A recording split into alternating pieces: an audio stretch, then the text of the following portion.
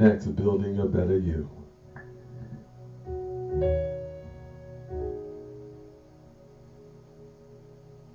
Hi, I'm Lelia Lewis, and welcome to another edition of Building a Better You.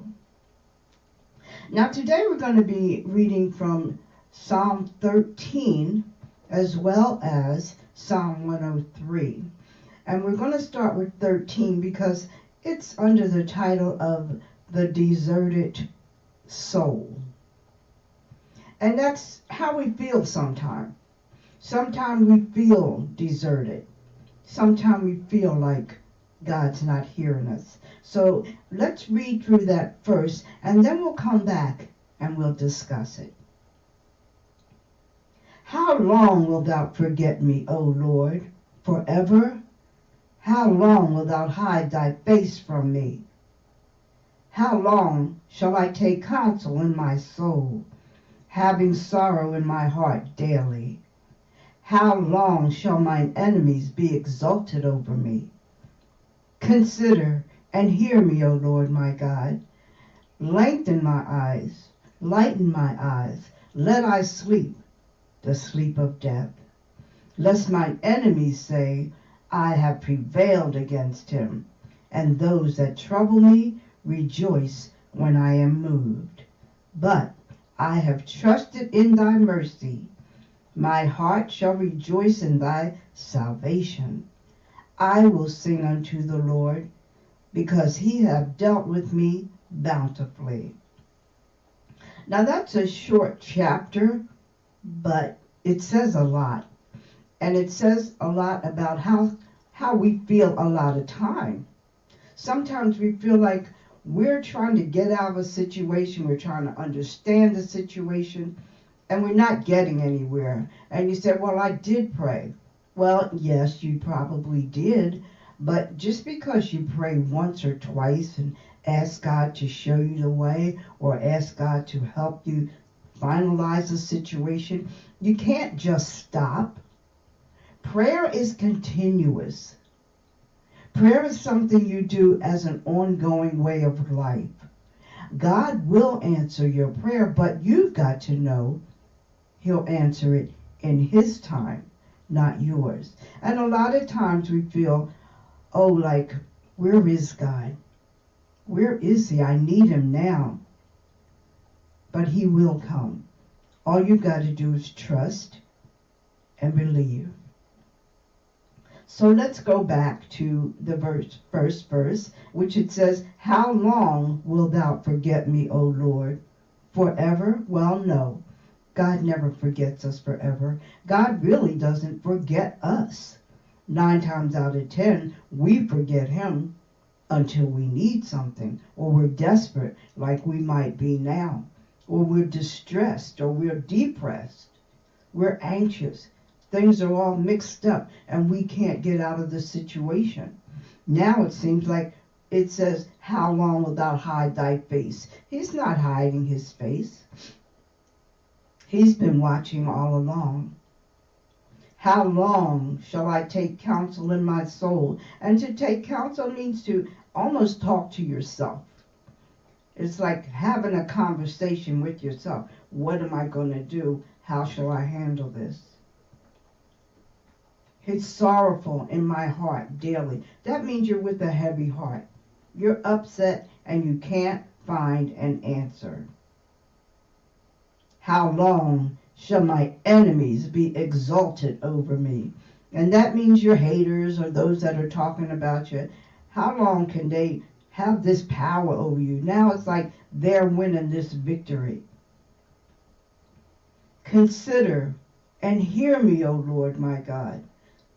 And that's you almost in a begging sort of a way. Lord, please help me, help me. Don't feel bad. I've done that. I've been there. I know what it's like. But you've got to be consistent and persistent in your prayer, in your conversation. And most of all, you've got to trust and know that he will come through. It says, lighten mine eyes, lest I sleep the sleep of the dead. And that means like, open my eyes, show me your way.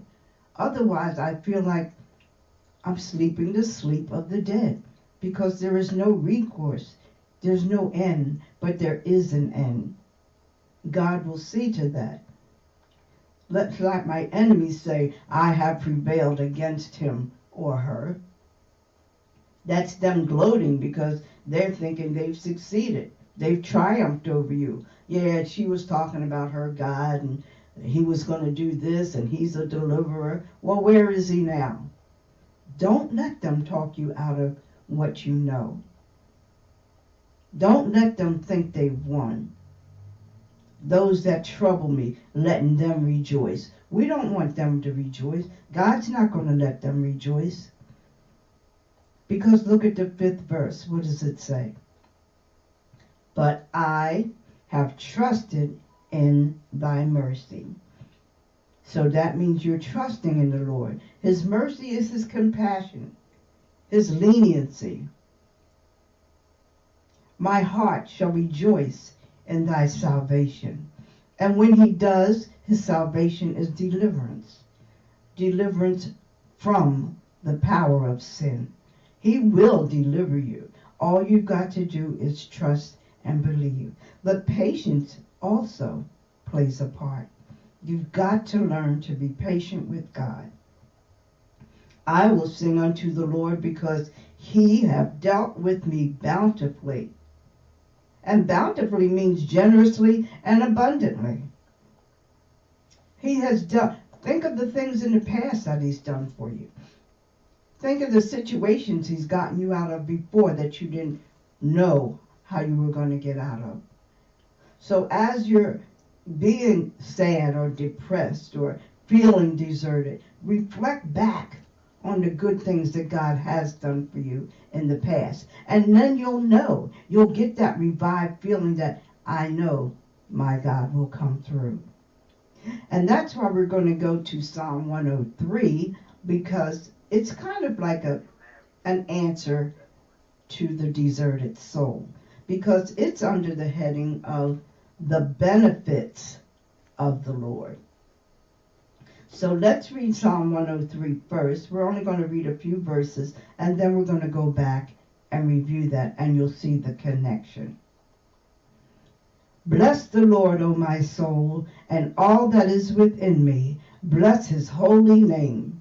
Bless the Lord, O my soul, and forget not all his benefits, who forgiveth thine iniquities, who healeth thy diseases, who redeemeth thy life from destruction, who crowneth thee with loving kindness and tender mercies, who satisfy my mouth with good things, so that thy youth is renewed like the eagle. The Lord executeth righteousness and judgment for all that are oppressed. He made known his ways unto Moses, and his acts unto the children of Israel. The Lord is merciful and gracious, and slow to anger, and plenteous in mercy. He will not always chide, neither will he keep his anger forever. He hath dealt with us after our sins, nor rewarded us according to our iniquities. For as the heavens is high as the earth, so great is his mercy toward them that fear him. And as far as the east is from the west, so far hath he removed our transgressions from us. Like a father pitieth his children, so the Lord pitieth them that fear him. For he knoweth our frame, and he remembereth that we are dust.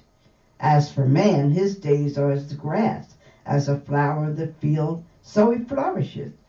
For the wind passes over it, and it is gone, and that place thereof shall be known no more.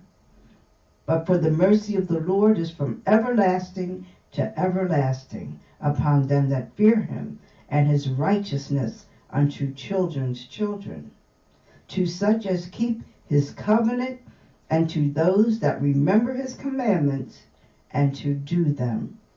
Now that says a whole lot, but we're going to go back and see the connection and see how it refers to us in our daily life today. Bless the Lord, O my soul, and all that is within me. Well, your soul is your total self, your heart, your mind, your body. Bless means to praise, to glorify, and his holy name. Holy means exalted. Holy means divine. Well, there is no one greater than God. There is no one more holy, no one more exalted. Bless his holy name. Bless the Lord, O my soul, and forget not his benefits. And his benefits are all the things that he's done for us. Think about in your own life. Think about past instances. And we're going to go through some of the benefits as they're listed here. What's the first one say? He forgiveth all thine iniquities. So that means he's forgiving all the injustices we've done to others. He's forgiving all the wicked things we might have done, all the wicked things we might have taken part in. He's forgiven that. He healeth all thy diseases. How many times do you go to a doctor or you hear somebody say, well, the doctor said it wasn't going to be that good, or the outcome might not be that good, or, you're getting all these negative reports. And then how about a month later you go back for the checkup and he says, I don't get it. I mean, this is unbelievable. No, it's not. That's one of God's benefits. That's one of his benefits. Who redeemeth the life from destruction. And to redeem means to free us, free our lives up from destruction. Who crowneth thee with loving kindness and tender mercies. And loving kindness is a tender mercy. It's a benevolent, kind affection. And mercies, well, we know that's his leniency and his compassion. Nobody else can give us these things. There is nobody who can give us any of these things or forgive us for anything. He satisfies thy mouth with good things. That means he satisfies what we say, what we read, what we speak about, so that thine youth is renewed. That means he's refreshing us. He's refreshing us. The Lord executeth righteousness and judgment for all that are oppressed. And to execute, that means to carry out. So he carries out righteousness. He's freeing us up from any sin or any guilt we might have. He's setting us free. He's forgiving us for it and giving judgment. And judgment simply means his final decision. And that's based on what you do for others. He's watching us all the time. The judgment is for all those that are oppressed. And oppressed means those that are under some sort of exercise of authority. People use things, authority, power, to get others to do what they want to do. Back in the biblical days, when the Egyptians, they had the slaves were oppressed. They were under the power and authority of the Egyptians. And that's what that means. He made known his ways unto Moses back then, and his acts unto their children of Israel. The Lord is merciful and gracious. And merciful is the same as compassionate, and gracious is full of mercy. So they all go hand in hand. He's merciful, gracious, and slow to anger. Slow to anger. If he got angry at everything we did every time we did it, he would be putting his wrath upon us all the time. Because you could go through one day and make him angry 5 or 6 times, even more. But He's a forgiving God. He's a kind God, a loving God, a benevolent God. He is slow to anger and plenteous in mercy. And plenteous means he's abundant. It's abundance of mercy. He forgives over and over again. He's always so lenient with us. He will not always chide. And to chide means he's not always going to be displeased or speak angrily. But he'll give us nudges. Like if you're doing something, he'll give you a nudge. And you may feel it, and well, maybe you'll adhere to it, or maybe you just say, well, I'll do it my way anyway. And then he'll give you another nudge. But that means he's not always angry, like angry. When we spoke about how Moses went to the king and wanted them to release the Israelites, but the king wasn't listening, so God had to really show his wrath. But we don't want to really feel God's wrath. He is slow to anger and plenteous in mercy. He will not always chide, neither will he keep his anger forever. And that's a good thing, because without him, we can't make it anyway. So be glad he gives us chance after chance. But then it's time for you to realize, maybe I need to do it his way. He hath not dealt with us after our sins, nor rewardeth us according to our iniquities. And that's saying pretty much the same thing, because if he was rewarding us according to the wicked things that we did, we'd be getting punished all the time. He is a good God, a merciful God, and a gracious God. For as the heavens as high as above the earth, so great is his mercy toward them that fear him. And you know, you can't tell how high the heaven is from the earth. That's a wide space. That's how great his mercy is towards them that fear him. Fear means reverence. Fear means those that praise him, that adore him, that respect him. He will be merciful. And as far as the east is from the west, so he hath removed our transgressions from us. So that means he's removed all our violations, violations of the law, violations of the commandments. He's like a father. It says like a father who pitieth his children. You know, you take pity on your kids, you do it. You take pity on your own kids. All right, well, this time I'll let you go, or this time I won't punish you as severely as you deserve. So the Lord pitieth us, because we are the ones that fear him. We are the ones that hold him in reverence. For he knoweth our frame. And what's that mean? That means he knows our shape.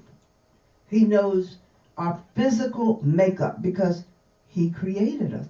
So he's got to know. He knows us better than we know ourselves. He knows our frame, and he remembereth that we are dust. He made us. He created us. So he knows us inside and out. Sometimes, you know, you're trying to get to know your own self. You don't know your own self half the time. That's why it says here, as for man, his days are like the grass. As a flower of the field, so he flourishes. The wind passes over it and it's gone. And that place isn't even known anymore. But the mercy of the Lord is from everlasting to everlasting. And everlasting is a mighty long time. A mighty long time. Upon them again that fear him, and his righteousness will be unto their children and their children's children. So that means generation after generation. That's why we've got to learn to read the book, study it, and pass it on to our children, so that they can get all the blessings from the Lord. They can get all the forgiveness, all the benefits that we get. We need to pass them on to our children. They need to understand these things. And the more we read, the more we study and meditate, think about it. What is it saying to you for your life? And verse 18 says, to such as keep his covenant. And that means to those that keep his covenant. And his covenant is the binding agreement we make with God. That's a binding agreement. He made it with us. He keeps his end of the bargain. Now it's up to us to keep our end of the bargain. And to do his commandments. Not only just to remember them, not only just to read them, but to do them. You know what they say, actions speak louder than words. You could read it all day, but if you don't do it, it's not serving any purpose. God judges us on what we do, how we follow his word, what we do for others, not necessarily for ourselves, what we do for others. That's important. Nobody can give us the stuff that God can give us.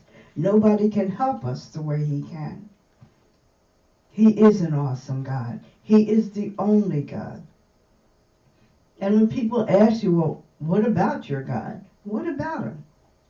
Who is he? Where is he? All you have to say is, look around you.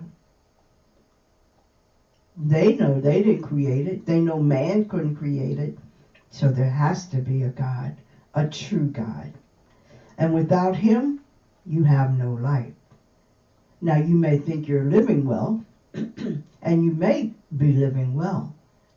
But don't you want an excellent life? Don't you want an outstanding life? That's the life you have when you have God in your life. And that brings me to the poem I'm going to share with you today, and it's entitled, No Life Without Him. Whenever I'm lonely, I seek your face and welcome you into my quiet place. I marvel at all the wonders you do, and I know there is no other like you. My Lord, you're the only one through which each day ends and which all have begun. You give health and strength, and as we go through each day, you guide and protect us and show us the way. You keep on blessing us even when we're wrong, teaching us to understand, to trust you and be strong. There is no life without you. It's all just make pretend. I'm so glad you'll be with me until the very end. Now, wouldn't that be a wonderful thing to have him with you every day of your life? I think so. And as you go through your life each day, do you feel like your life is a pretense? Like I said, what we're going through, there's no life without God. It's all just pretend. Are you going through your life as a pretense? Are you showing people the real you, or are you showing them what you think they want to see? And that reminds me of a congressman. He wants to be voted into Congress. DeSantis is his name. And he went to great lengths to prove to people what a great guy he was. I mean, this is on the news. You know, everything I tell you is on the news. This was on the news a week or so ago. And he went to great lengths. He said he graduated from some high-end college, and he didn't graduate from any college. He said he was a manager at Citigroup, and they never heard of him. He said he worked at Goldman Sachs. They didn't know who he was. Then he went so far as to say his grandparents were victims of the Holocaust. And he went on and on with all these things to prove that he was worthy to get this congressional seat. Well, that's make pretend. Well, that's outright lies. Is all that necessary just to get a person's approval? Just to get a seat, a job, whatever it is you're looking for? Do you go to those lengths? And now they want him to step down because they found out none of this was true. So who are you trying to please? You're trying to please yourself. You're trying to please God. You're trying to please other people. Well, you see, pleasing other people doesn't work. Now they want him to step down. So I just hope your answer is God. And I say that because then if you're pleasing God, then you're automatically pleasing yourself. Because you can't get caught up in looking for praise or accolades from other people. Because that makes you lose your focus and desire their approval instead of God's approval. Now, he went to great lengths for all that to get that seat, and now they want him out. They want him gone. Because why? He was not telling the truth. He faked all that stuff. Don't be a fake in your life. Be the real you. People have to accept you for who you are. Don't try to make yourself be what you think they want you to be. Because when times get hard, they can't help you, first of all. They can't give you the help that God can give you. They can't bless you. They can't forgive you. They can't redeem you. They can't save you. They can't do anything for you. The only thing they'll do is walk away. And then you're right back where you started from, or if in the worst position. So you should never worry about what others think. Because nothing's more important than pleasing God. He and He alone is the only one who can give you everything you need. So now I'm going to ask you, how satisfied with your life are you?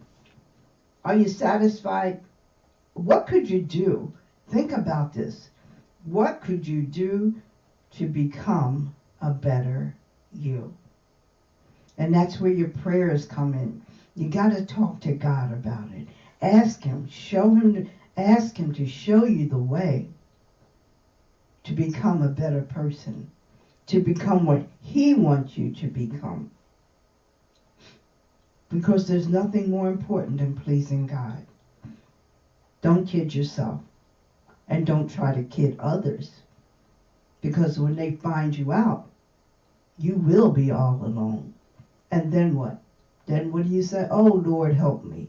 Don't wait for desperation. Do it now. Do it every day. And these are my closing words. Sometimes we need to thank God for what we didn't get and know that He's got something far better. Trust in the Lord with all your heart. And until next week, I'm Lelia Lewis. Thanks for joining me.